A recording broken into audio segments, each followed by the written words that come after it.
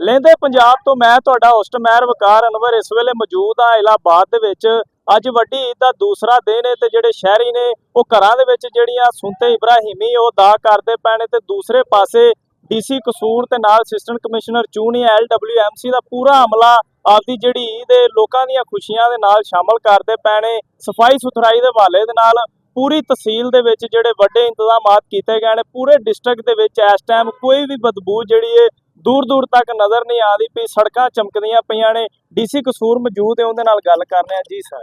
जी सब तो पहला मैं अपनी पूरी टीम जिंदे विच एसी चूनिया साडे तहसील मैनेजर सुथरा पंजाब दे ते खास तौर ते जी मैं अपने जिन्हें सैनिटरी वर्कर्स ने 1300 तो ज़्यादा जिहड़े कि तहसील चूनिया दे विच अपने फराइज सर अंजाम दे रहे हैं।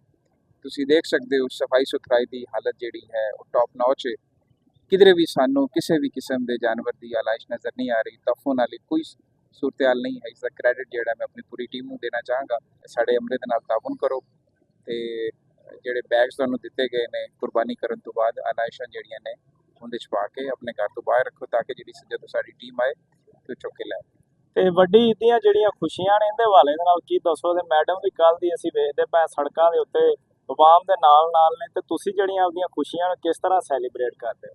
जी साड़ी जिम्मेदारी है कि असी सिविल सर्वेंट हाँ तो अपनी साड़ी पूरी टीम की कोशिश है कि जोड़ा असी तो पहले सफाई का प्लान एक तरतीब दिता सी उन्होंने ऐसे तरीके दे नाल इंप्लीमेंट करिए तो उनकी इंप्लीमेंटेशन तो दूसरे स्टैप जी साड़ी मॉनिटरिंग है उन्होंने इंश्योर करने लई असी हर पिंड हर शहर जा रहे हैं ताकि वेखिए कि ऑन ग्राउंड कितना काम हो रहा है।